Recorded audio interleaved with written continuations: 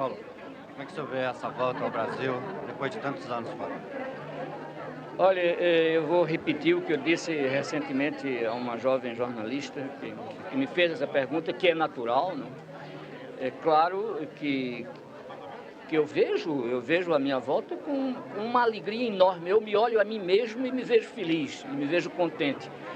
E não tenho mais do que isso para te dizer e dizer ao povo brasileiro que no momento assiste pela televisão a essa entrevista, da alegria quase menina com que eu chego de novo ao Brasil. De 15 anos de ausência do Brasil exigem de mim um processo de reaprendizagem do Brasil. E o respeito que eu tenho ao povo brasileiro não permite que eu chute. Entendeu? Eu não posso dar aqui nenhum palpite em torno da vida política brasileira ao chegar ao Brasil hoje, por uma questão de respeito mesmo ao povo brasileiro. Eu tenho que reestudar, eu tenho que reaprender, eu tenho que me intimizar de novo com a realidade brasileira.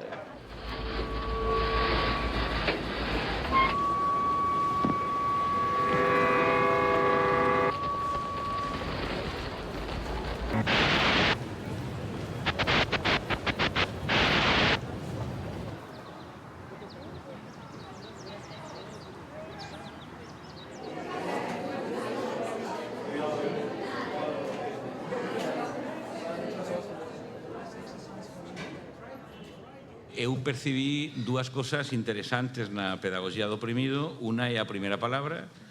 A Pedagogía do Oprimido comeza así: máis unha vez os homens desafiados pela dramaticidade da hora actual. Isto é, a maneira que escribe Pablo Freire é máis unha vez, como tantas veces antes e como tantas veces depois. Máis unha vez os homens desafiados pela dramaticidade da hora presente, pam, pam, pam, pam, pam, pam. Então a gente pensou un pouco sobre ese máis unha vez e até que ponto os meus alumnos sentíanse comprometidos por ese máis unha vez. Isto é, sentíanse de alguna maneira heredeiros de todos aqueles que antes que eles tamén pensaron ese máis unha vez, máis unha vez. Então, eso foi para mí ben impresionante porque pensé que a pedagogía do oprimido non era outra cosa que un credo que quería permanecer no tempo, independentemente das palabras con as quais ele foi formulado. E eu tive a impresión moito clara de que a dificultade para os meus alumnos, meninos de agora, da nova esquerda, sei lá, desta época decadente, como todas as épocas, os meus alumnos non tiñan tanto dificultades con as palabras e os conceitos, mas tiñan dificultades coa fe. Coa fe. Isto de que maneira esa fe que Paulo Freire diz que algo pelo menos fique, esa fe, si esa fe é todavía capaz de capturar os entusiasmos, as ideas, a carne, o corpo e os movimentos da persoa.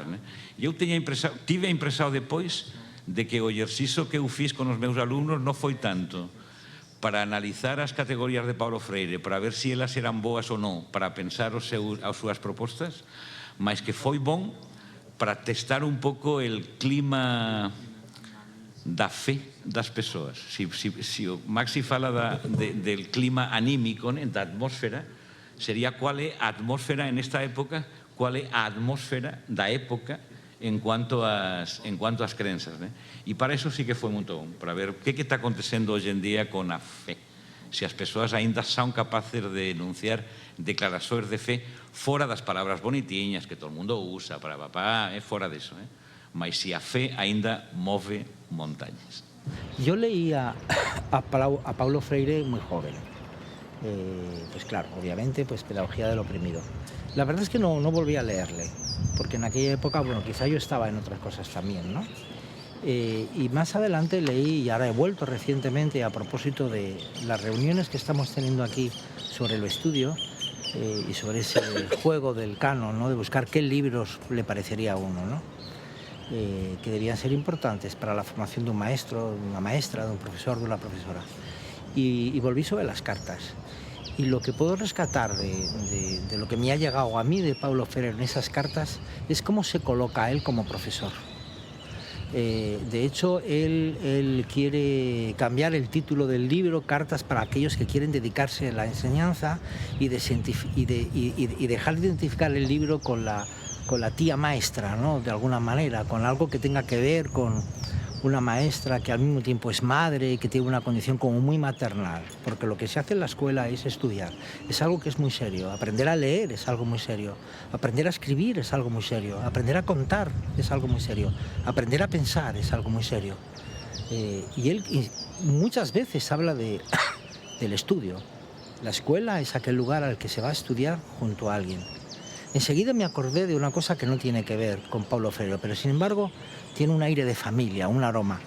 En la obra de teatro Incendios de Vadim Moabad, que yo he leído mucho, leo con mis alumnos, hay un momento en que la abuela de Nawal Marwan, la madre de los gemelos, cuando se queda grávida, cuando se queda embarazada y le quitan el hijo, ella, Natsira, la abuela que va a morir, le dice: mira, las mujeres de nuestra familia están atadas por la ira y la violencia. Tú sientes odio hacia tu madre, como yo sentí odio hacia la mía, y tu hija sentirá odio hacia ti. Ninguna de las mujeres de nuestra familia sabe escribir.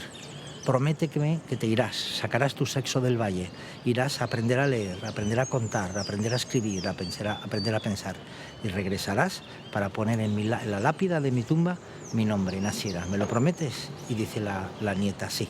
Esa es la promesa pedagógica por excelencia, y esa es la promesa que creo encontrar en las cartas de Paulo Freire, y por eso creo que es digno de leerse. Eu acho que muito mais necessário nos dias de hoje, muito mais necessário. Porque no mundo de hoje,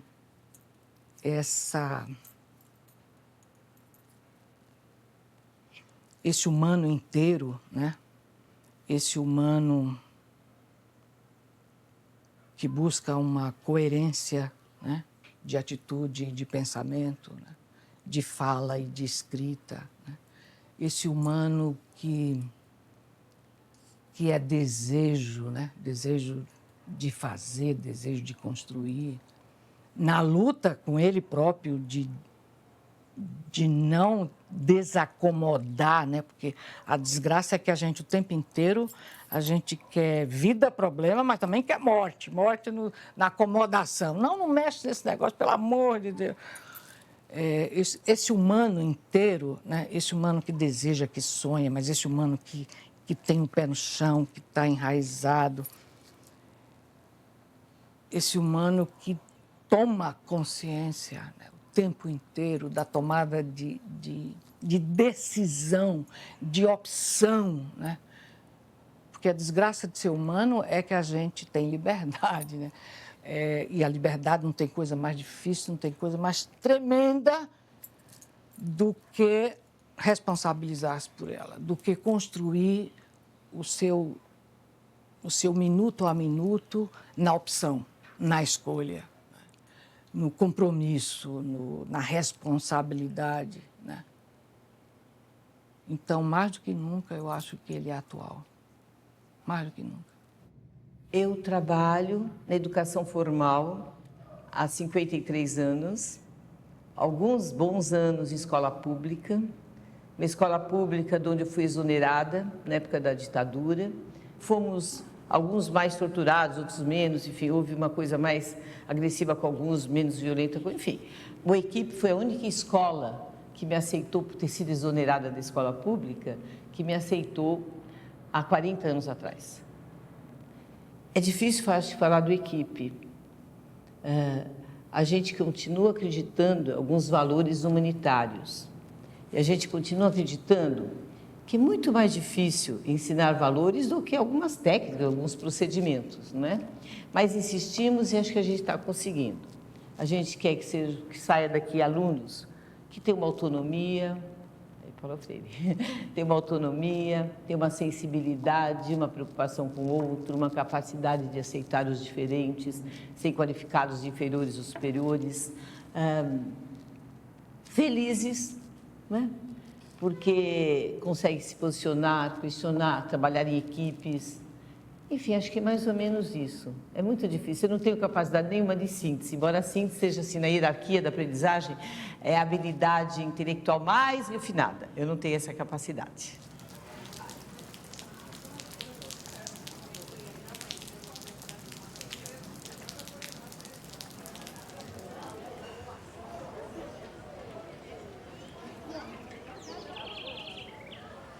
Eu não posso chegar num lugar, pegar um desejo, que é o ensino, e fazer com que a outra pessoa, indifere a minha intencionalidade, aceite aquilo que eu estou fazendo. Porque as pessoas no dia a dia já fazem isso, a escola regular já faz isso. A escola regular pega o conhecimento e fala, ó, o aluno nem pergunta de onde ele é, coloca esse conhecimento nele e cobra no vestibular. O Seja Campo Limpo, assim como todos que aqui chegam, a gente faz uma relação inversa. Primeiro, quando chega, como que esse espaço funciona, qual é a história dele, como que ele está organizado. Então, por que aqui é uma casa e não uma escola? Porque aqui é a relação de dupla docência e não é um professor, porque as cadeiras não são um atrás do outro, são mesas sextavadas, fazendo com que uma escola no Capão Redondo tenha o portão aberto às 7 horas da manhã e fecha às 10h30 da noite. Moradores de rua vêm comer aqui. É uma escola a partir das necessidades da comunidade.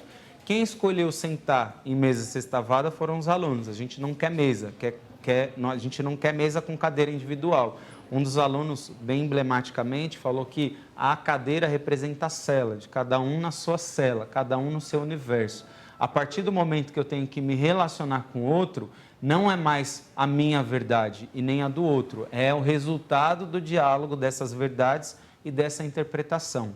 Então, tudo que é tirado aqui no Seja Campo Limpo são a partir de situações problema. Então, é pego um caso fictício de uma mulher que é violentada em casa pelo marido, isso.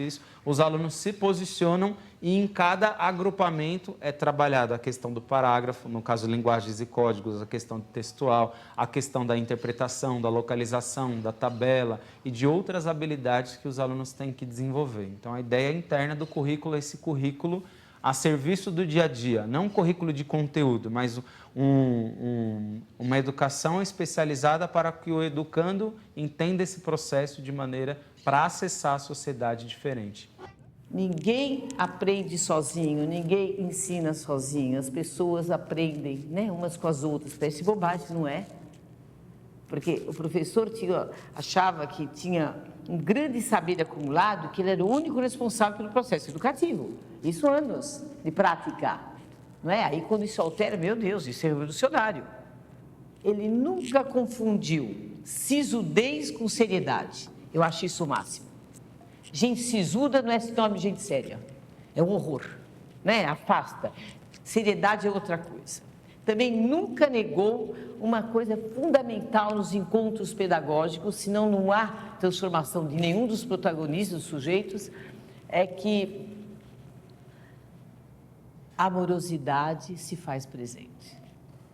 Sem esta postura amorosa, e também isso nada fragiliza nossas escolhas políticas, ideológicas. A amorosidade, ela tem que estar presente. Então, isso é quase natural nesse ato da educação, né? Eu tenho a impressão que a academia é muito atrasada. Isso aí, não estou dizendo que a academia não presta, não é isso. É no sentido de que meu pai defendia um conhecimento e uma prática desse conhecimento encarnado na pessoa humana. Né? O ouro da educação não é só o conteúdo da matéria. O ouro da educação não é o conhecimento voando. O ouro do aprender e do ensinar é a pessoa humana que aprende e que constrói esse conhecimento. A pessoa humana que é uma inteireza de dimensões social, estética, de amorosidade. Né? E meu pai fazia isso. E tudo que o legado que ele deixou é isso. É que não existe teoria, não existe conhecimento desencarnado. Teoria, conhecimento, sistematização, rigorosidade está encarnada no humano, na pessoa. E a universidade está longe disso. Está longe disso. Claro que tem núcleos e exceções, obviamente, mas é atraso.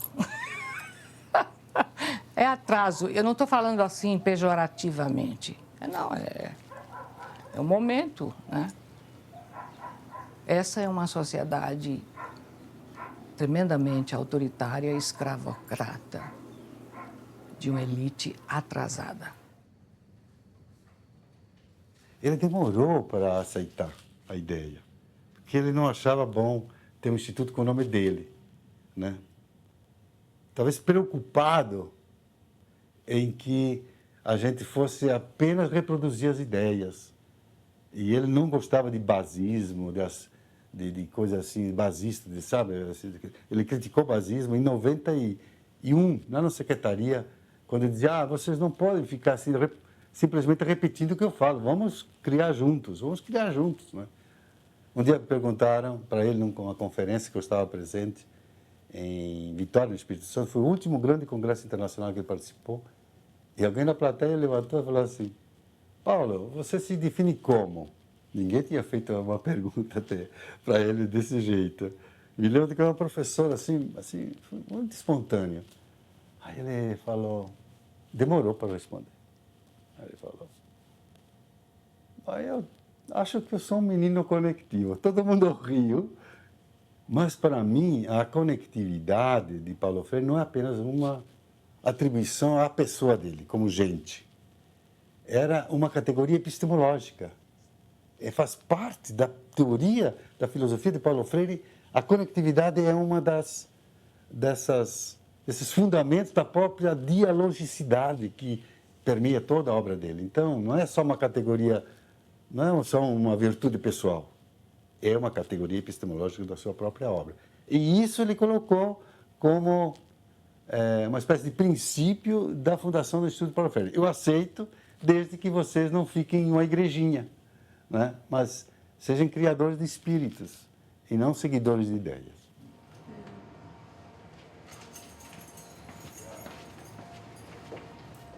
Eu estava fazendo letras. Eu saí do curso daquele dia, daquela aula, e eu perguntei ao professor o que eu devo ler sobre Paulo Freire, eu não sei quem ele é. Ele falou, leia a Pedagogia do Oprimido. Aí eu saí da aula aquele dia, passei numa livraria e comprei Pedagogia do Oprimido. E eu me encontrei como ser humano. Paulo Freire deu nome a angústias que eu tinha de uma maneira incrível. Eu voltei para a sala de aula, meus pais da roça de Santa Catarina, eles não tiveram oportunidade de estudar muito. E eu nem sabia que existia pedagogia. E eu perguntei para o meu professor, o que faz um homem que escreve sobre isso?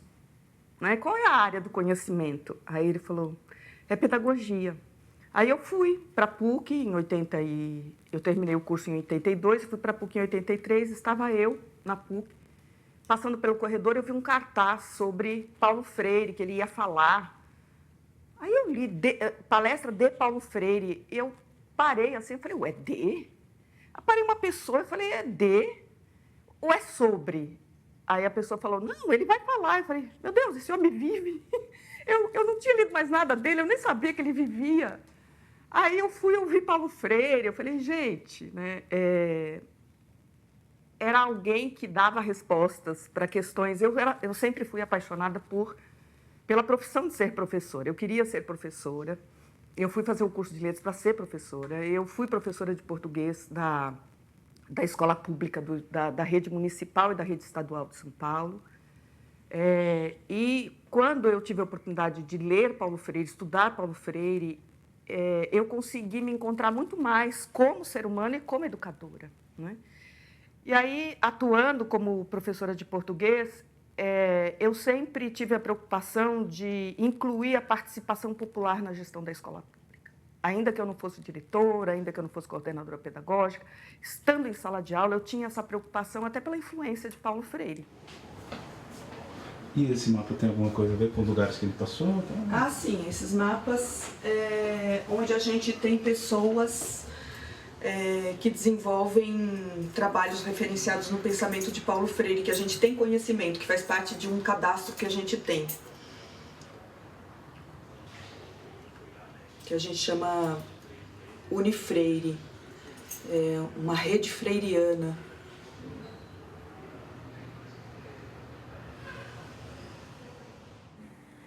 Olha, pessoalmente foi no final da década de 70, quando ele voltou do exílio, e foi eu e ele patrono, eu paraninfo, de uma turma de serviço social. E os alunos concluintes daquele ano, logo depois da volta dele do exílio, escolheram a mim como paraninfo e ele como patrono, né? E o ato, a solenidade de formatura não pôde ser na universidade, porque a universidade fez restrições ao fato da turma ter escolhido a mim e ao Paulo Freire, né, para essas duas homenagens, né, naquela turma. E foi um encontro assim mágico. Primeiro porque eu já lia a obra dele há muito tempo, aplicava o método de alfabetização, a gente importava clandestinamente as obras dele que ele publicava no exterior, né, ele estava no exílio, era proibido que as obras dele entrassem no país, e a gente conseguia, de alguém que viajasse a um desses países onde ele, né, publicava suas obras, e a gente recebia clandestinamente e lia e estudava, né, também de forma discreta, porque se a gente fosse pega com um desses livros dele, era considerado uma subversão e seria motivo de punição por conta disso. E aí, aquele encontro determinou uma grande amizade. Eu fui eleita logo no ano seguinte vereadora e eu apresentei um título de cidadão paulistano a Paulo Freire, quer dizer, depois dessa formatura. E aí foi mais uma homenagem que eu prestei a ele depois que nós nos encontramos. E quando eu fui eleita prefeita, me ocorreu convidá-lo para ser meu secretário de Educação. Antes de qualquer outro nome que eu tivesse cogitado de convidar, e sequer eu consultei o partido na época, pelo Partido dos Trabalhadores. E o fato é que, surpreendentemente, na hora que eu formulei o convite, ele aceitou. E ele disse assim, eu não seria coerente se eu me recusasse a essa tarefa, que era participar do primeiro governo democrático popular da cidade de São Paulo. E aí foi a primeira escolha que nós fizemos para a equipe de governo, né, secretariado, foi o Paulo Freire, e que fez um excelente trabalho à frente da Secretaria Municipal de Educação. Foi um marco antes e depois de Paulo Freire. E ele organizou uma equipe da qual eu fiz parte.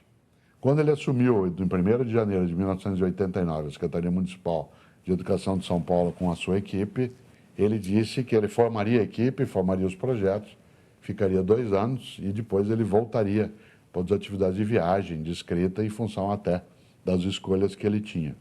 Eu com ele convivi, tenho uma lembrança estupenda, era uma pessoa muito bem-humorada, muito séria, e ele tinha uma qualidade que eu aprecio, ele era afetivo e implacável, né? Ele admitia o erro, mas ele não admitia nem a negligência, nem a desatenção e nem no descuido. Dele eu fui subordinado, portanto ele foi meu chefe.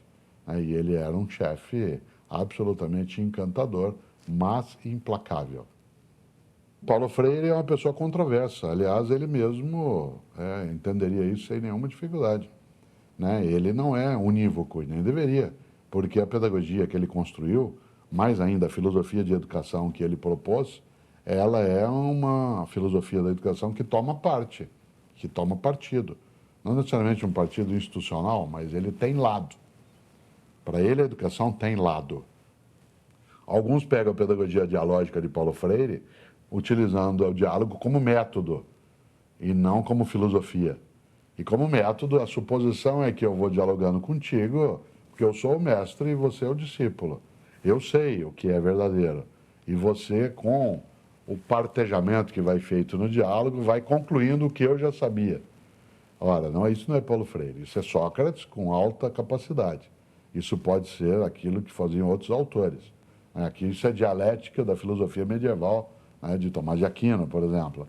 Mas Paulo Freire tinha outra percepção. Por isso, Paulo Freire não é incontroverso e nem poderia sê-lo. Aliás, se ele tivesse uma aceitação expressiva, é sinal de que ele estava errado.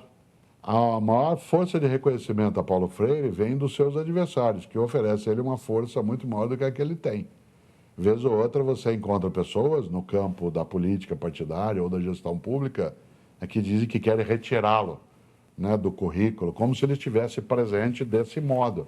Alguns, inclusive, dizem que eu sempre acho, não sei se é anedótico ou fruto de ignorância, que a influência freiriana, durante os 30 anos mais recentes, fez com que houvesse uma esquerdização, por exemplo, do processo pedagógico.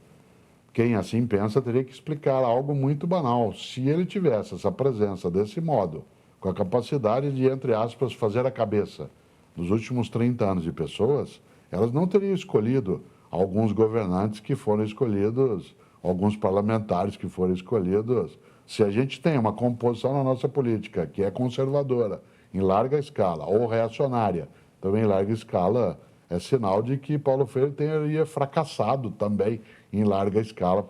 Eu até acho estranho, porque muitas vezes se diz assim, e o que você acha do Paulo Freire ter sido acusado de ser marxista?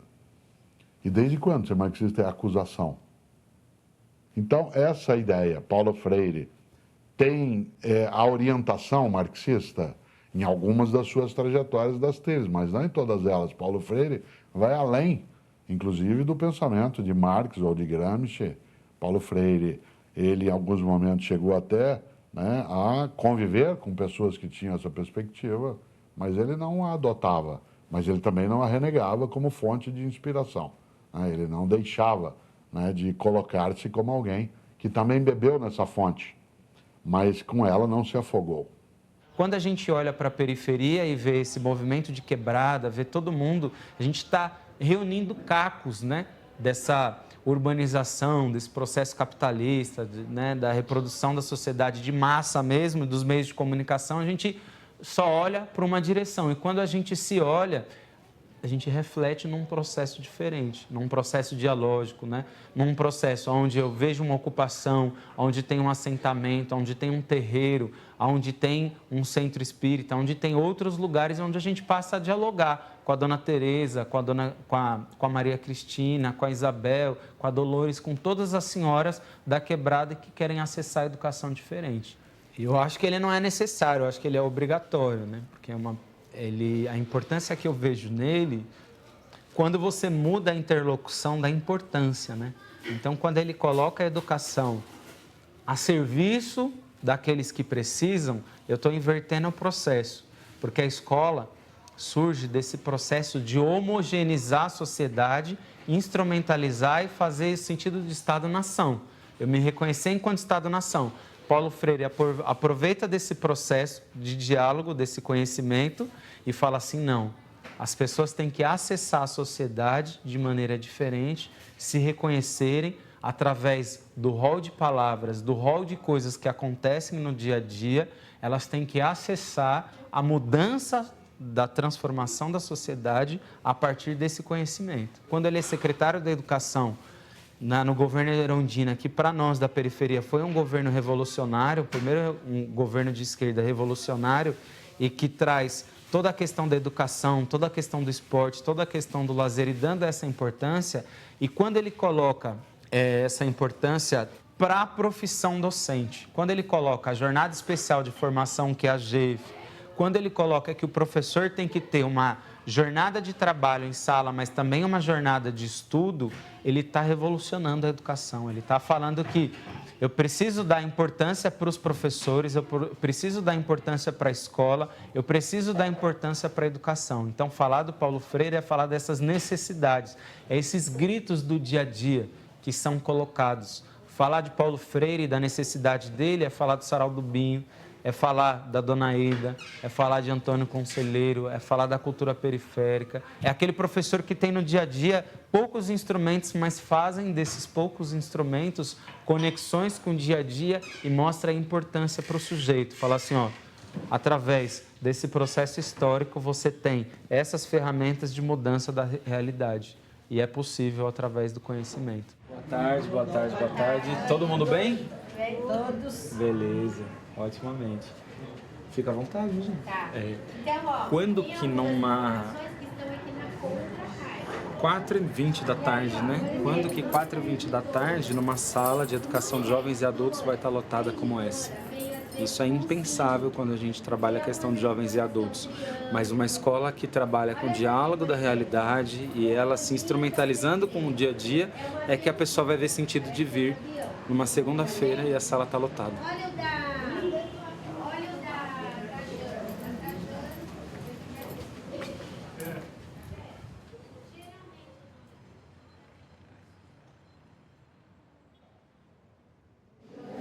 Freire escribe o seguinte, dice, un texto para ser lido precisa ser estudado, afirma que o estudo exige seriedade, atenção, curiosidade e perseverança, e comenta tamén que, entre aspas, estudar exige disciplina, estudar non é fácil, porque estudar é criar e recriar e non repetir o que os outros dixeran, estudar é un deber revolucionario.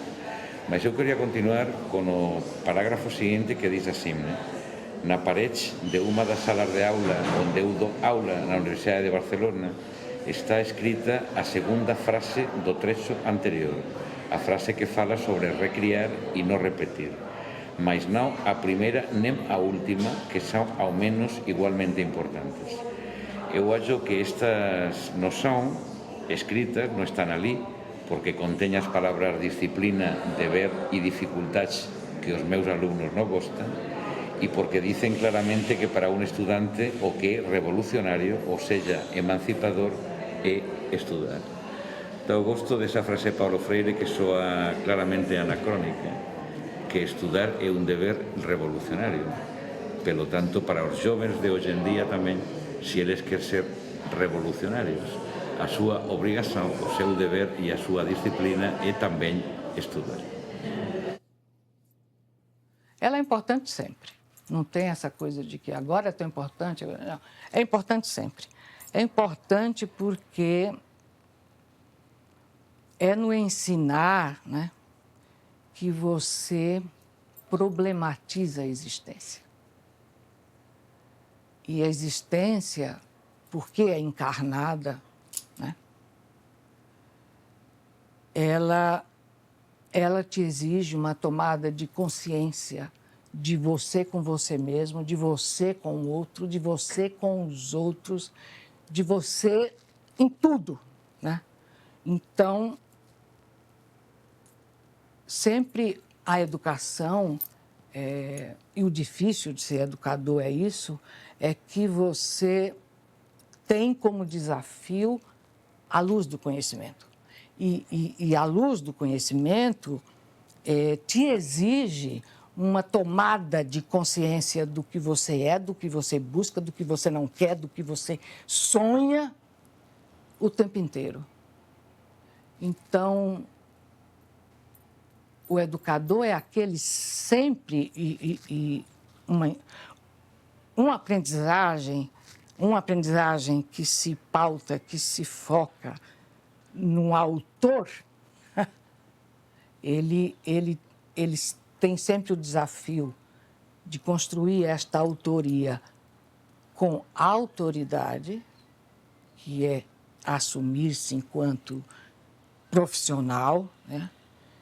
E este autor, nesta autoridade, neste exercício, tem o seu espaço de autonomia, de liberdade, que ele se responsabiliza a marcar, porque todo mundo nasceu com impressão digital. Isso não foi por acaso, isso foi para dizer que cada um tem a sua missão.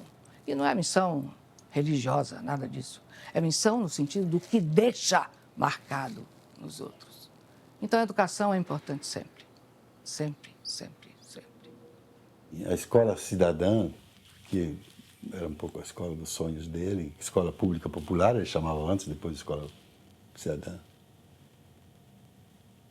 é uma escola de companheirismo, de direitos e deveres, mas uma escola de companheirismo, uma escola de comunidade que vive a experiência tensa da democracia. As nossas escolas se burocratizaram, não por conta dos professores, dos diretores, mas por conta de uma concepção de educação domesticadora, bancária, como dizia o Paulo Freire. E ele queria inverter isso, como ele quis inverter as prioridades da própria secretaria quando foi secretário municipal da Educação. Então, nós trabalhamos com a educação de direitos humanos, mais difícil ainda, quando se confunde direitos humanos com direitos de bandidos. Então, nós temos ainda a resistência de uma concepção de direitos humanos como se fossem direitos de bandidos. Né? É direito de todos os seres humanos, é o que nos une. Né? Então, nós defendemos uma base nacional comum curricular onde o humano seja a base, porque é o que nos une entre as pessoas, e não simplesmente competências técnicas para o mercado. Nós defendemos uma concepção de educação emancipadora, como direito humano, o direito humano de se emancipar. O que é emancipar? Emancipar significa ex manus, tirar as mãos de. Então, eu posso dizer a minha palavra quando eu digo para o meu opressor, que está hospedado dentro de mim, tire as mãos de cima de mim, que está na dedicatória da pedagogia do oprimido, aos esfarrapados do mundo, diz ele, Paulo Freire, e aos que com eles sofrem, mas sobretudo com eles lutam. Então não é só os esfarrapados, é os outros que não são esfarrapados e que precisam se unir àqueles que são esfarrapados para que todos tenhamos vida com dignidade. Tem gente que pode dizer, vocês são muito otimistas, vocês são muito utópicos. A gente ouve isso aí. A minha resposta é a seguinte, não foram utópicos. A educação, primeiro e antes de tudo, é um exercício de otimismo diante da história. Educar significa mostrar que outra coisa é possível. Educar alguém significa dizer, olha, nós podemos ter um país melhor, nós podemos ser melhores. Né? Então, a utopia para nós faz parte da essência mesmo da nossa ação aqui. Nós acreditamos. E quando nos dizem que somos utópicos, nós respondemos, puxa vida, que bom, obrigado.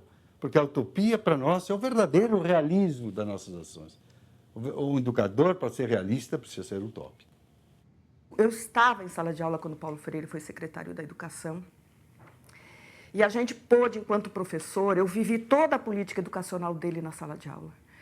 E como professora, poder trabalhar um currículo que estivesse conectado à vida do aluno. Né? A política educacional de Paulo Freire se referenciou em 4 grandes prioridades, que era a democratização do acesso e garantia da permanência do aluno. Né? Democratizar o acesso, garantir vaga para quem precisava, mas não só a vaga, garantir que o aluno permanecesse na sala de aula. Democratizar a gestão da escola. Uma educação de qualidade social e a educação de jovens e adultos. Então, a política educacional que ele colocou em prática vinha ao encontro daquilo em que eu acreditava como educação. E eu militei para que ele estivesse ali também como secretário da Educação e a Erundina fosse eleita prefeita. Eles têm uma fixação de querer derrotar Paulo Freire no Brasil.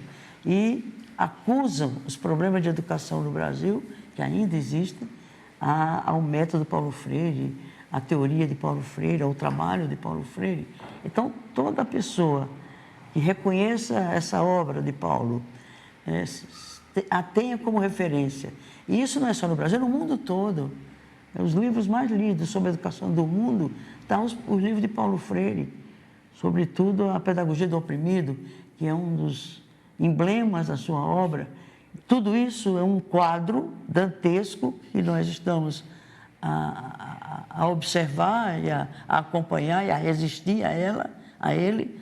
E Paulo Freire nos inspira muito, porque ele, inclusive, foi vítima da ditadura militar exatamente pelo caráter revolucionário da sua proposta didático-pedagógica, que é reconhecida no mundo inteiro como uma das mais criativas e mais inovadoras e mais revolucionárias teoria e filosofia da educação no mundo, e voltado para os setores populares, a pedagogia do oprimido, a educação como prática da liberdade, e toda uma obra voltada exatamente para o direito humano e o direito social à educação, né, com acesso universal, público, gratuito para todo mundo, em todos os níveis de formação.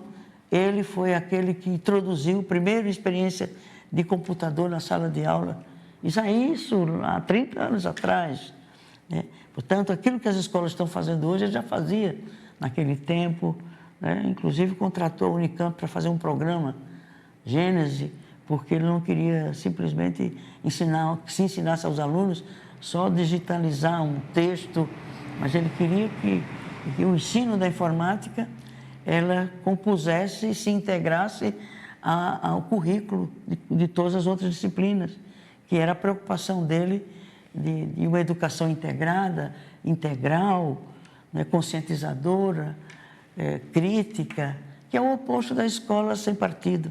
A escola sem partido é uma escola sem liberdade de pensamento, né, sem a liberdade de crítica, sem a liberdade de observar a realidade e ter uma visão crítica da realidade.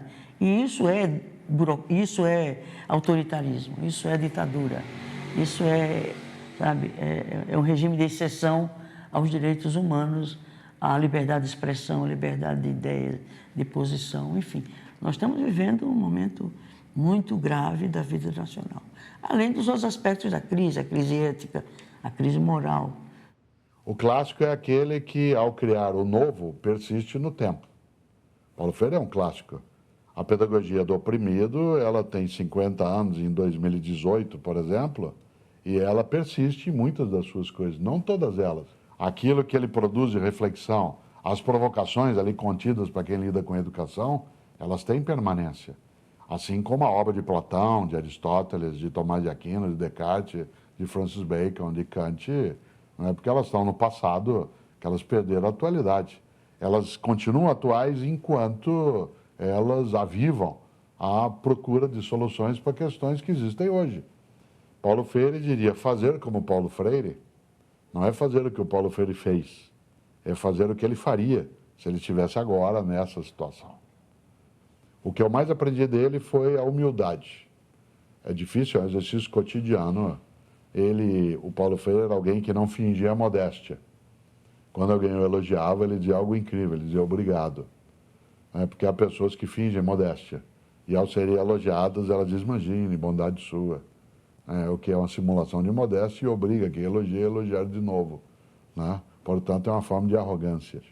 E essa humildade que ele carregava não era ausência de posição, era a abertura para a posição que não era aquela que ele tinha.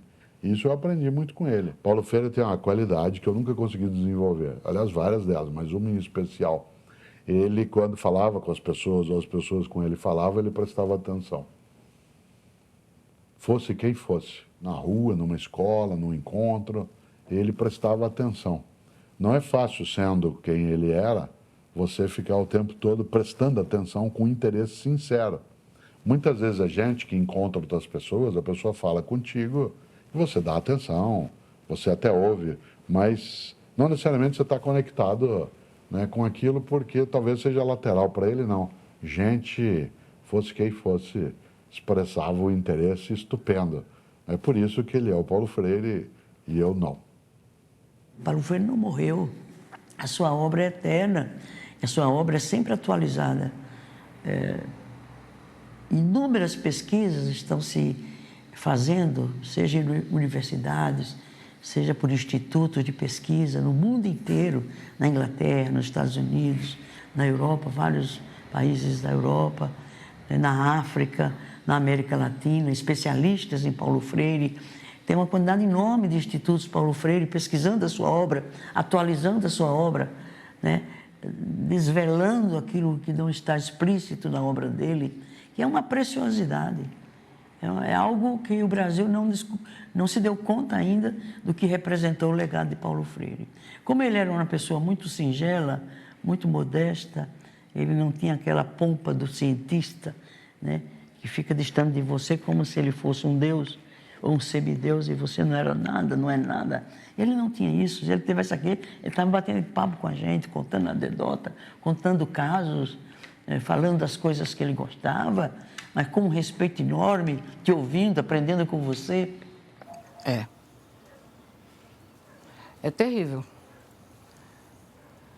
É terrível. Meu pai dizia que a esperança é verbo, né? E é verbo. É esperançar, né? Olha, precisa de muito esperançar todo dia, que é assim, é uma gota, né? Eu, sinceramente, é um tempo... Tiago de Mello tem um poema maravilhoso, que é Horóscopo para os que estão vivos.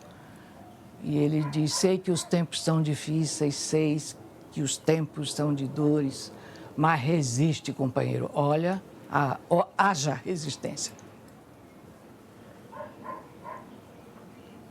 Cada vez mais eu, pessoa, eu educadora, eu professora, eu acho que um momento como esse, cada vez mais me faz acreditar no miudinho, no trabalho de formiga da sala de aula. Isso é o que me mantém viva, quer dizer, é a sala de aula. É marcar o corpo das pessoas, lançá-las para o caminho que elas têm que fazer para dentro de si, para buscar a luz do conhecimento e praticar isso.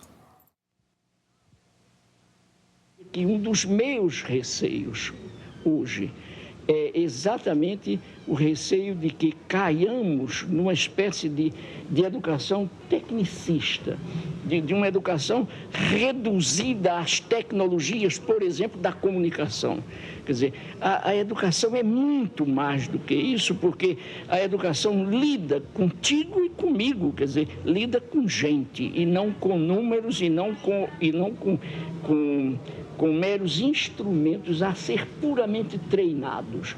Eu defendo uma educação que forme e não uma educação que treine. Eu sou muito mais do que um ser no mundo, eu sou um ser com o mundo e com os outros. Você dá uma olhadela na história da educação brasileira e ela está repleta de desrespeito à educação. Quer dizer, então não é possível que uma sociedade que pretende ir virando séria, não é possível que uma sociedade com esse sonho de ir virando séria, que continue a desrespeitar a educadora e o educador. Mas, por outro lado, eu acho também que uma das tarefas nossas como professores e professoras não é apenas o direito de gritar que não posso dar uma boa aula porque sou mal pago, mas o direito de brigar para dar boa aula mesmo mal pago, ou então desiste. Entende? Quer dizer, a minha tese é a de que o professor tem o dever, não é só nem o direito, tem o dever da briga, mas tem o dever ético de brigar com decência. Quer dizer, de enfrentar uma luta de reconstrução do país.